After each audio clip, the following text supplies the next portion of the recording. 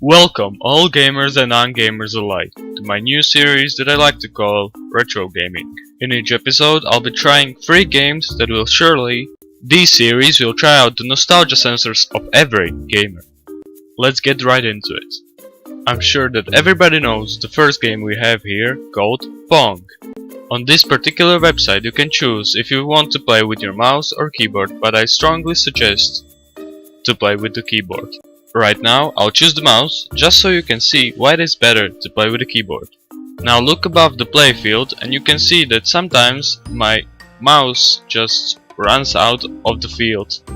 Okay, so link to this website is in the description. Go ahead, check it out. Play it with the keyboard controls, it's way better. And let's move on to the next one.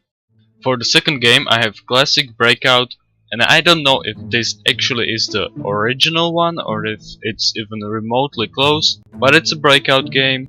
But as you can see, the game plays exactly the same.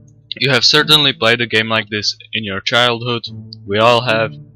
The game itself is alright, until you get to this point, where you only have few ones left and you're just waiting for the next stage.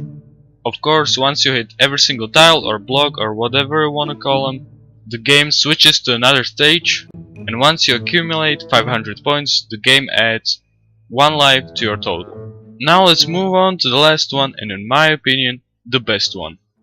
Now I hope I don't have to announce this one. The Oregon Trail. In my opinion, the best old school game ever made. You start off by choosing if you are a banker, carpenter or a farmer. Then you will choose the names of people that will travel with you in your wagon.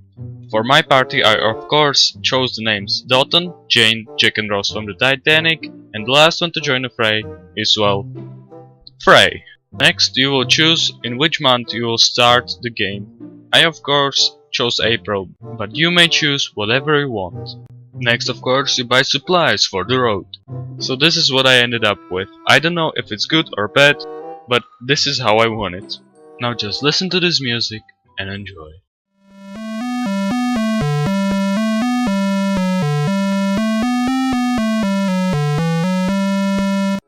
I mean, for 1971, it's pretty good. Now let's actually see what awaits us on our journey and look at the map.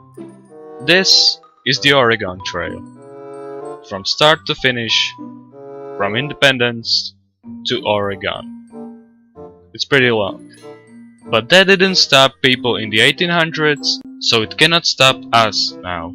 The first stop on our journey is the Kansas River crossing, and it looks quite peaceful. Now we have 3 choices how to cross the river. I of course prefer the ferry, because it's the safest and it only costs $5. Alright, we even get an animation of us crossing the river. That's pretty nice. Now the last thing I want to show you is hunting. It's pretty interesting actually. Now let's see. Controls, please. I've already mastered this game. Now the way this works is that animals run around and you try to shoot as many as you can, but preferably you should only shoot at the big ones, like deers and so on. The rabbits, for example, are really hard to actually hit, and they don't even give you that much meat. I mean, duh! Now I got 1040 pounds of meat, but I only can carry 100. Which is a game mechanic that, to me at least, makes a lot of sense. Now, the game has a lot more to offer than I've shown you, and I encourage you, yes, you, to try it out. Just try to play through the game and get to the finish. It's way more fun like that. Other than that, I can only say that the links for the games are in the description. You can find them, you can play them, you can enjoy them. And goodbye.